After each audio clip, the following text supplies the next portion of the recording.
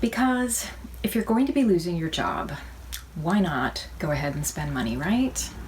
I mean, other people do this, don't they? Hello everyone, welcome back to my channel and welcome to my very first haul.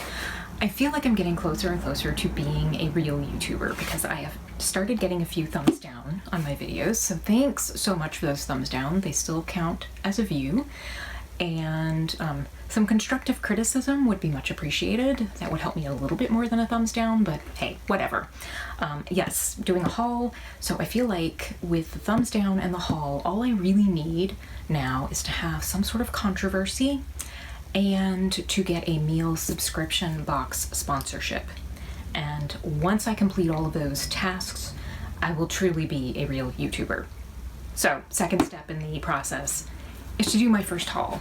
And my first haul is indeed from the Abnormal Beauty Company, otherwise known as Deciem, and specifically The Ordinary.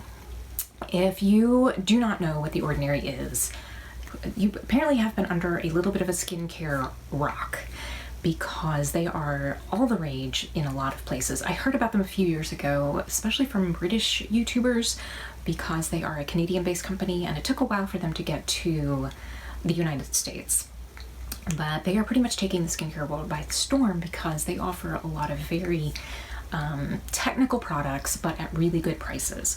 There's this concept among skincare enthusiasts and people who are even just a little bit interested in skincare that in order to get a really good product, you have to spend a lot of money.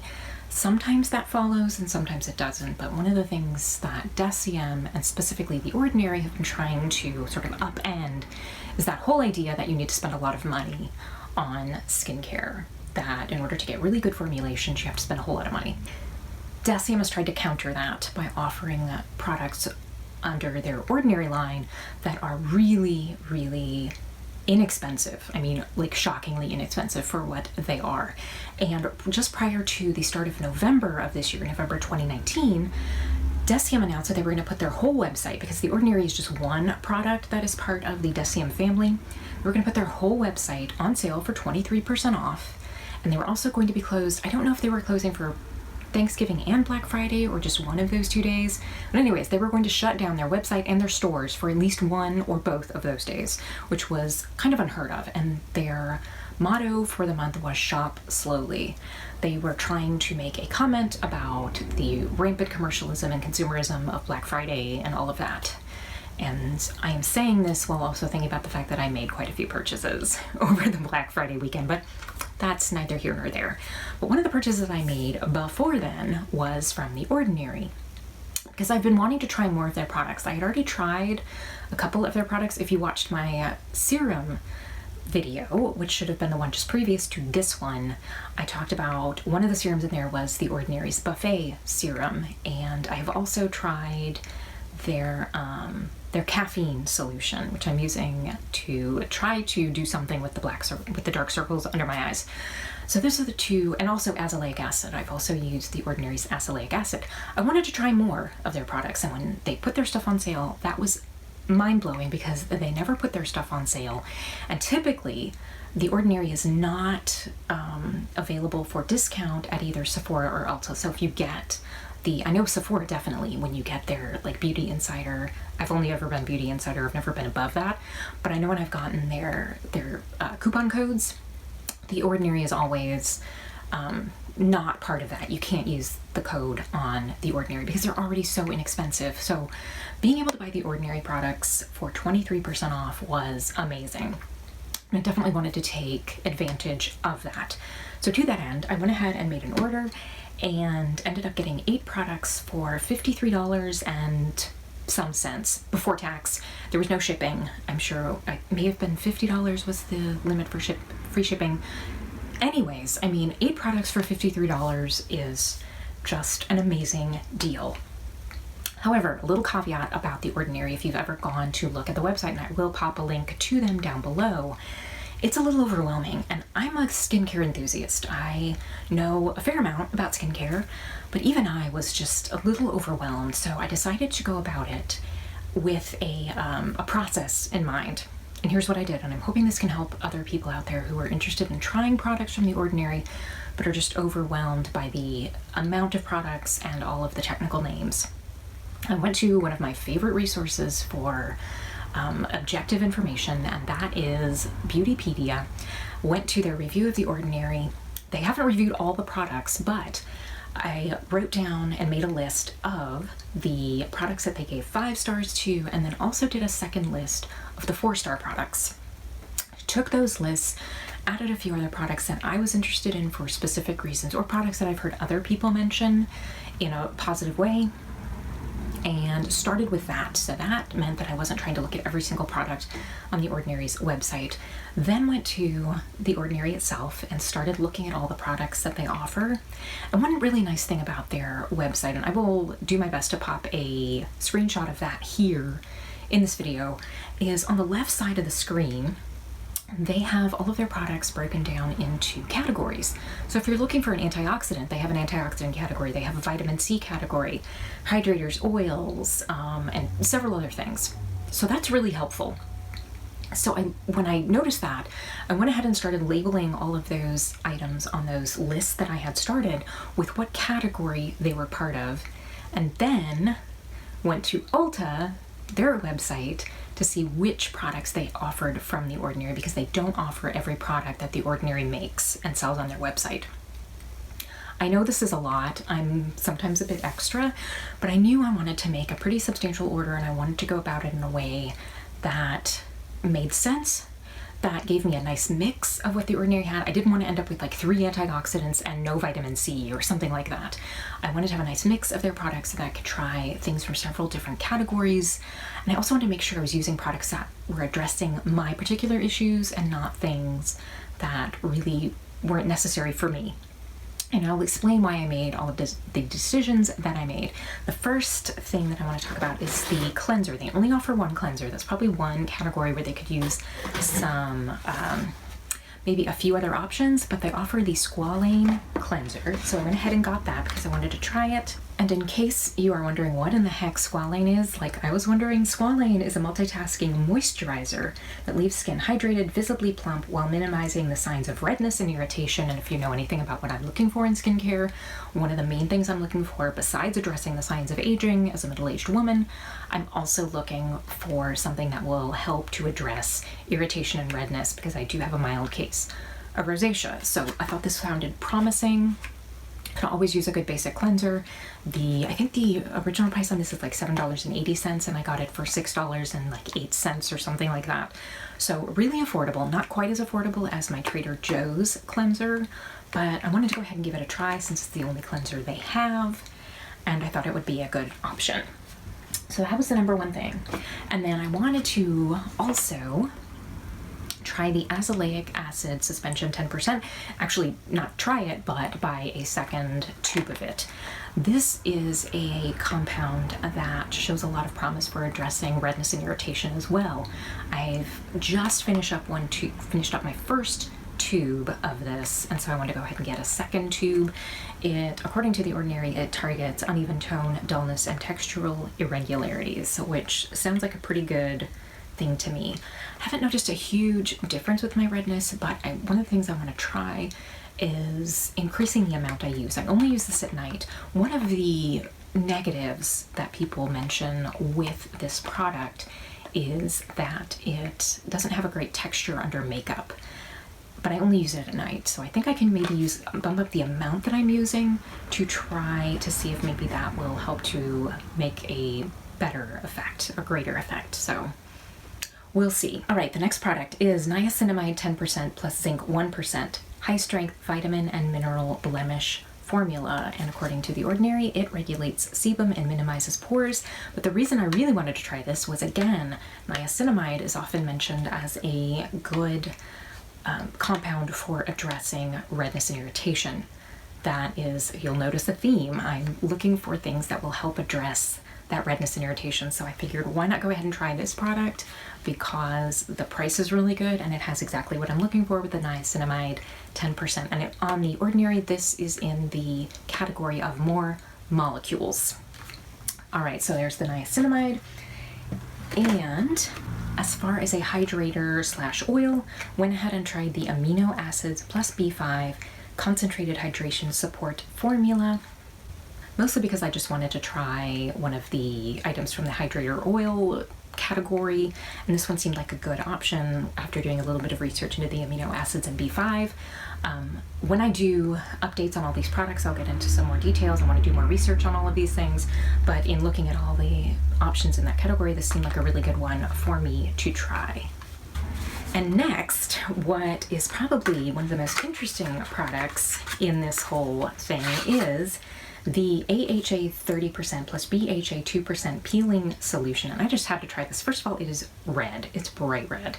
And it's a peeling solution. You are supposed to put this on for 10 minutes and then immediately take it off. You're not supposed to leave it on because it can cause some heavy-duty irritation because it is super strength. But according to The Ordinary, it targets textural irregularities and lackluster tone. And I just couldn't say no. I had to try it. So we're gonna see how this goes, and I will report back on how this works. And next, as far as an antioxidant, I wanted to go ahead and try at least one antioxidant from that category, and I decided to go with the Pycnogenol 5% water-free high-potency antioxidant formula. And first of all, I did look into the official correct pronunciation of Pycnogenol. I found 3 different sources. None of them were exactly the same, but in all of them, the second syllable was what they were accenting. So I think I'm pronouncing it right, Pycnogenol. But it is, as I mentioned, it's an antioxidant. I wanted to go ahead and give it a try and see how I liked it, and then maybe as time goes on, maybe try a few other antioxidants from that category and just see how I like it, see if it provides any kind of real good benefits. Antioxidants are so great for pretty much anybody. Pretty much everybody needs some kind of antioxidant support. And so decided to give this one a try for that. And then as far as targeted products, I'm going to end with probably the thing that I'm most excited about, and that is the Ethylated Ascorbic Acid 15% solution. It's an exceptionally stable, direct-acting form of vitamin C that targets uneven tone and signs of age. And the reason that I got this primarily was because of AliceintheRabbitHole's video about forehead lines. And she mentioned one of the not this product, but one of the compounds that really helped target her forehead lines and reduce them was vitamin C. And she mentioned that ethylated vitamin C was of great benefit. And the great thing about ethylated vitamin C is, first of all, to understand, vitamin C is a very unstable compound. So if you've ever used a vitamin C product, what the biggest complaint that a lot of people have about it is that they go bad, they oxidize because it is so unstable. People will a lot of times keep their vitamin C products in the fridge. You're supposed to put them, in fact, this one is in a brown bottle because it needs to have UV protection. Otherwise it is going to go bad even faster. But ethylating vitamin C helps it last longer, helps it be more stable, so it's not going to go bad quite as quickly. I will explore more about that, and I'll also report back to you on whether this ethylated vitamin C product does have any effect on my forehead lines. And I don't know how much you can see, but I have some pretty pronounced forehead lines. I have a very expressive face. I'm an actor. I need to be able to move my face around, so I'm really not keen on using something like Botox that's going to freeze that. But on the other hand, I don't like the deep grooves either. I'm not a really huge fan of that. So if I can find something topically that I can put on them that is going to help that, why not give it a try? And I figured since this was on sale, I would go ahead and try it. They have quite a few different vitamin C products. This was the only one that I saw that had the ethylated version of vitamin C, and I will report back on this, let you know if it has any effect at all. And if it does, I'll be probably pretty happy as long as it has a good effect. And finally, the last product is the Natural Moisturizing Factors plus HA. It's a surface hydration formula, and it has amino acids, dermal lipids, and hyaluronic acid. If you know anything about skincare, you know hyaluronic acid is incredibly wonderful for moisturizing and for plumping. It's great for plumping. It attracts moisture, and it helps to plump up the skin, and in some cases may help to plump up those fine lines so that they don't look quite as noticeable. So I was really interested in trying this, and the reason I wanted to get this product specifically was to try to incorporate some of the other products that I bought, like the amino acids and the Pycnogenol, and maybe make my own sort of homemade concoction, because as I mentioned at the very beginning, I am going to not be earning money, at least for a little while next year. I'm losing my job. I'm not looking to get another like regular job right away, if ever again. So I need to be very careful about how I'm spending my money, and especially how I spend my skincare money, because I can spend a lot of money on skincare. But I thought if I could try something like this where I take this somewhat basic moisturizer and put a few other ingredients in it, especially for daytime use. I like my serums at night, but something like this might be nice for daytime use where it's maybe not as heavy. We're gonna see. I mean, if these don't work for whatever reason, it's not like I've spent a whole lot of money and wasted a whole lot of money on them. And I don't anticipate having any real huge issues. I mean, even if they make my skin feel a little oilier, I can probably deal with that. But that's my thought behind this, is that I will combine this with some of the other sort of single note products and maybe make my own moisturizer and see how that, affects things like the redness, the texture, the fine lines, things like that. But I will report back to you. But first and foremost, what I need to do is I need to do a patch test, and you should always do a patch test when you have new products. I will not be putting all of these products on my face at once. I hope that's obvious. Please don't ever do that.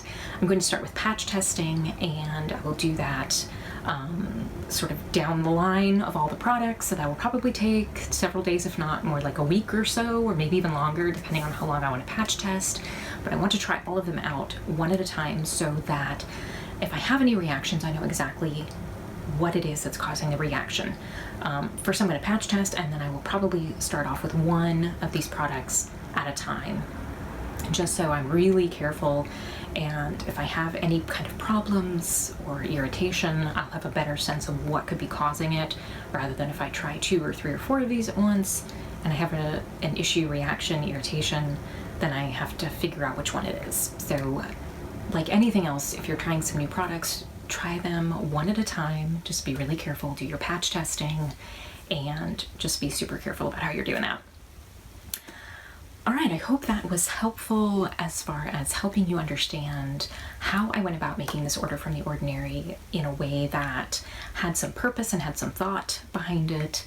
I will, as I use these products, as I incorporate them into my routine, I'm going to keep you guys updated as to how it looks, how my skin does.